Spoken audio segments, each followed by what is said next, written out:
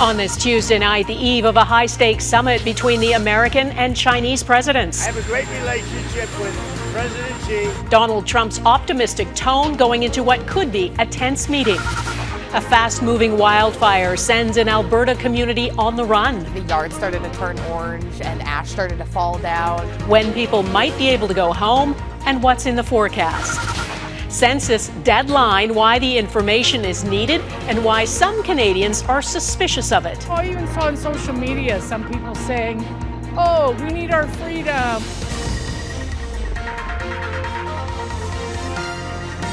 Global National with Donna Friesen. Good evening and thanks for joining us. The leaders of the world's two most powerful countries are set to meet in Beijing, a summit meeting that could have repercussions for the rest of the world. The U.S. president is on his way to China, his first visit there in more than 8 years. After President Trump imposed punishing tariffs on China in 2025, China and the U.S. launched a bruising trade war. The two leaders then called a truce, and this visit will test it. Executives from some of America's biggest companies, including Tesla, Apple, and Boeing, are expected to be part of the delegation. It's about business and about diplomacy. And as Jackson Proskow reports, friction appears to be inevitable. The stakes of President Donald Trump's trip to China could not be higher. I think you're going to see that good things are going to happen. This is going to be a very exciting trip. Trump's meeting with Chinese President Xi Jinping comes at a delicate moment, as the world's two largest economies are dragged down by the war against Iran. A global recession, which would come from a prolonged closure of the Strait of Hormuz, would dramatically affect both China and the United States. Well, I think, number one, we're going to have a long talk about it. The war's impacts have already rippled through the global economy. While in Washington, U.S. defense officials acknowledged the operation has cost American taxpayers a staggering $29 billion and counting. Certainly in this setting, we wouldn't reveal what the next step may be, considering the gravity of the mission that the president is undertaking to ensure that Iran never has a nuclear bomb. In Beijing, Trump will surely be hoping America's largest rival can help him out of a mess of his own making by convincing Iran to at least talk. I don't think we need any help with Iran, to be honest with you. They're defeated militarily, and they'll either do the right thing or we'll finish the job. China has a huge role to play in sort of potentially swaying Iran in ways that we simply don't, because we don't have the economic leverage over Iran. But China has leverage over the U.S., too. It opposes further American arms sales to Taiwan, just as Taiwan says it wants closer ties with the U.S., while Trump is eyeing China's critical minerals, as China wants to be a bigger player in the American economy.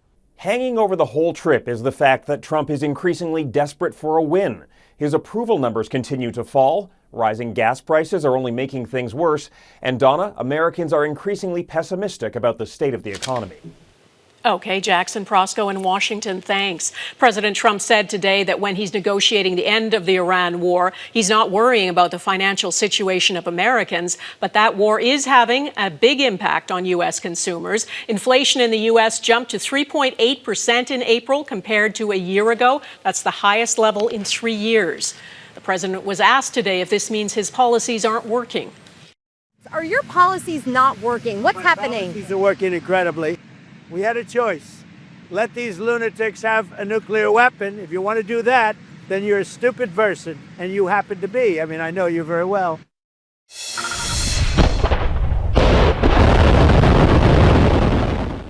Russia claims it has test-fired a new intercontinental ballistic missile, which President Vladimir Putin says could enter combat service by the end of the year. In a televised address, Putin called the nuclear-armed Sarmat missile the most powerful in the world. Independent analysts believe its range is between 10 to 18,000 kilometers. In the UK, political drama continues to unfold. Prime Minister Keir Starmer is vowing to carry on in the face of growing pressure to resign because of the Labour Party's poor showing in local elections. 4 junior ministers resigned from Starmer's cabinet today, and more than 80 Labour MPs are publicly calling on him to quit. However, more than 100 others are backing him. And as Redmond Shannon reports, no serious challenger to his leadership has come forward yet.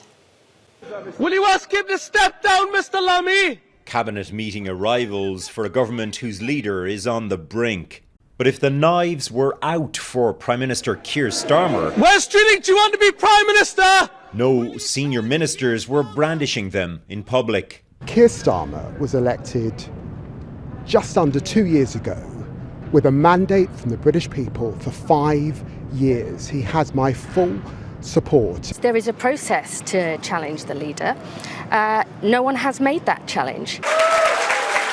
After big losses to populist parties on the left and the right in last week's local elections, Starmer attempted a reset speech on Monday. I know I have my doubters, and I know I need to prove them wrong, and I will. Some junior ministers have still quit, among the more than 80 of Starmer's 400 Labour Party MPs calling for him to step down. But more than 100 others have said now is not the time. Partly because since the Brexit referendum 10 years ago, the UK has had a total of 6 prime ministers. We did it!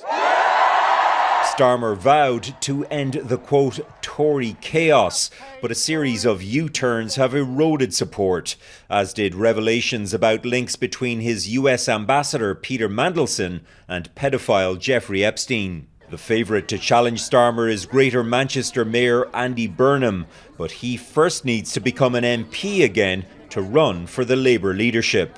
The other main contender is Health Secretary Wes Streeting. He meets Starmer here tomorrow morning before King Charles opens a new session of Parliament, an event that may delay any leadership challenges, at least for now. Donna? All right, Redmond Shannon in London, thanks.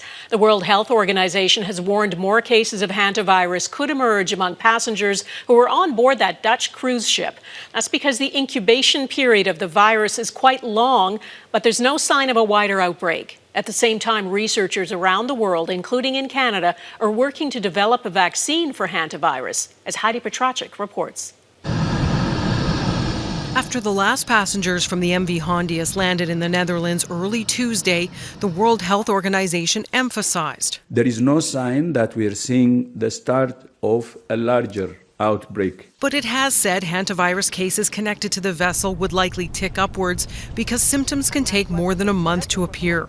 Tuesday, the WHO's tally of confirmed infections increased to 9. Because of the interaction while they were still in the ship, especially before they started taking some infectious prevention measures, we would expect more cases. Tuesday, Spain reported a positive passenger who is stable in hospital. In France, the condition of a woman already hospitalized got worse, and she was moved to a specialized infectious disease unit. While at a Dutch hospital, 12 employees are also under quarantine after failing to follow the latest protocols for handling an affected passenger's bodily fluids.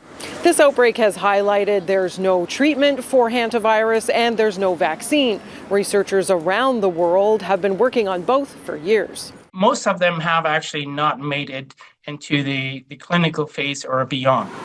At the University of Saskatchewan's Vaccine and Infectious Disease Organization, Canadian researchers are working on a protein-based hantavirus vaccine while also investigating why infected deer mice act as carriers but don't get sick. There's lots of questions that we don't know about this disease, which is why I think there is need to do more research on it. We always need to think about the next disease. We always need to think about being prepared. The deadly and relatively rare outbreak on the MV Hondius is a reminder of just how serious hantavirus can be.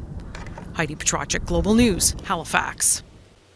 Elections Alberta says the head of a separatist group accused of leaking the personal information of millions of voters is not cooperating with investigators. The Centurion Project's David Parker was among almost 600 people ordered to cease and desist the use of any sensitive voter information Elections Alberta believes was illegally given to the group. As Heather Yorks-West explains, the agency says Parker is refusing to comply. We've created a list on a database, so we have over 3 million different people in Alberta that are in the database. That was Separatist leader David Parker the night before the court ordered his group's database be taken offline. Elections Alberta is now investigating how the group obtained what they believe was a list of electors provided to the Republican Party of Alberta, but But Election Alberta CEO Gordon McClure tells Global News Parker is refusing to comply. I can confirm David Parker is not cooperating with the investigation, he said, and he has refused to sign a statutory declaration confirming that he will comply with my direction to cease and desist with respect to the list of electors. So David Parker has been in conservative circles for a while, both federally and provincially, as a staffer. In 2022, Parker garnered attention at the helm of Take Back Alberta, an activist group credited for helping deliver UCP leadership review results that ended Jason Kenney's time as Alberta Premier. Parker was also fined more than $120,000 by Elections Alberta for political finance violations last year. Global News reached out to David Parker for comment but received no response. Stay Free Alberta, the group who delivered the yet-to-be-verified signatures in support of a separatist referendum last week, maintains they were never involved. I understand this. Nobody knew, except David Parker and Cam Davies, that they were using that list. Nobody knew. The Premier says that referendum could still proceed this fall, though Elections Alberta cannot begin validating signatures until an Edmonton judge decides on a lawsuit brought forward by several First Nations groups. So there's a couple of things that we're waiting for first, and then we'll have to decide that as a caucus and cabinet afterwards, but I think we have to just wait for the process to play out. In response, Stay Free Alberta is directing its supporters to buy United Conservative Party memberships in a bid to further pressure the government to move ahead with this referendum, no matter what the court or Elections Alberta might say. Donna? Okay, Heather Urix-West in Calgary, thanks. The company at the center of a data breach affecting millions of university students says it's reached a deal with the hackers. The company that operates the online learning system Canvas posted an update late Monday saying it has reached an agreement with the unauthorized actor involved in this incident. The CEO has apologized for a lack of communication, saying, "We got the balance wrong. We focused on fact-finding and went quiet when you needed consistent updates." The company says the data, which included names, addresses, and messages of users, was returned and destroyed by the hacking group, which had been demanding a ransom. It's unclear if a ransom was paid. Dozens of Alberta families are out of their homes tonight. Coming up, the raging wildfire threatening their community.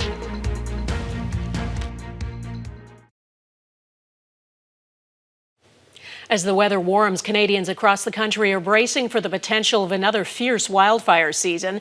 This map shows the fire weather index across Canada. The regions in red are forecast to have intense fires that could be difficult to get under control, and that includes parts of Alberta, where the province's first wildfire evacuation order is already underway. At least 100 people in Woodlands County near the town of Whitecourt were forced from their homes Monday. It's about 180 kilometers northwest of Edmonton, and Cabby Mullytheron is there. Cabby. Donna, through the day, helicopters were surveying the area. Heavy equipment are working on scene. Throughout the day, smoke can be seen billowing on and off, which is quite different from the thick, continuous smoke that was seen yesterday. Alberta Wildfire says this blaze has been contained with fire breaks created by bulldozers, but it's still classified as out of control. As of this afternoon, this fire is about 50 hectares in size. Crews are working to put out hotspots. Woodlands County has confirmed one home has been lost. The cause is under investigation. Jessica Ann Adams was one of the nearly 100 residents who had to flee. She packed hours before an order was issued. Seeing how conditions worsened through the day when she lost power, that's when she knew she needed to leave.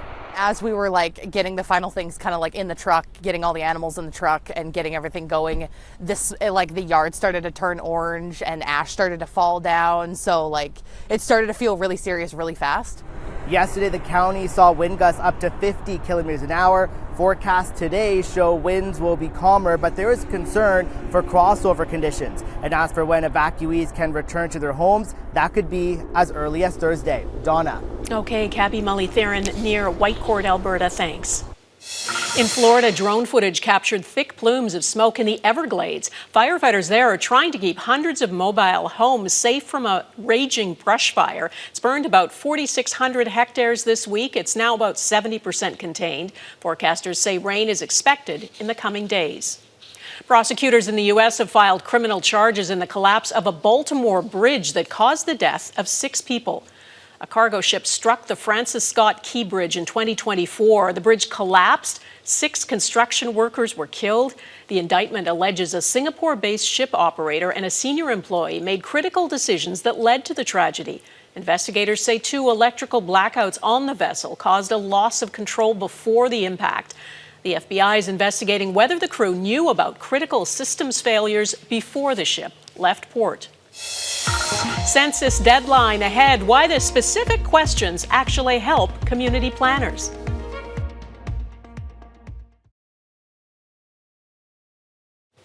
It is Census Day across the country. Every 5 years, a questionnaire is sent out by Statistics Canada to collect detailed information about the country's population, and households are required by law to complete it. Former Prime Minister Justin Trudeau posted a reminder about the census, saying it is important to support data-based decision-making in Canada. But in some circles, there's suspicion about why the government is asking so many questions. Gillian Piper reports on what the census is for and why it matters. It's deadline day for one of the country's oldest administrative tasks. I think as Canadians, it's actually our duty and responsibility to fill out the census. We filled it out right away when we got it, and it's better for your community. Every 5 years, the federal government requires Canadians to fill out the census, sending in information like their age, sex, and spoken language. The data is then used to plan electoral ridings, school funding, and even bus routes. It affects everyone's life, so that's why it's important that everybody takes a few minutes to complete the census form. 1 in 4 households this year received a long-form census, which for the first time asked Canadians about their health, homelessness experiences, and sexual orientation. That helps governments determine funding, but has also sparked some pushback. You put return to sender, and you put you liberals. Give it to Ukraine. That's where my tax dollars go anyway. In a protest against the Liberal government, some Canadians have sent their census back, a move the Justice Minister says might be self-defeating. You're really only doing your community and your province a disservice and weakening your position in the Federation. Those who don't participate could face a fine of up to $500, but the boycott is seemingly limited. Statistics Canada says early indicators suggest similar participation as past years. In 2021, 98% of Canadians completed their forms. I even saw on social media some people saying, oh, we need our freedom, we're not giving Carney this information.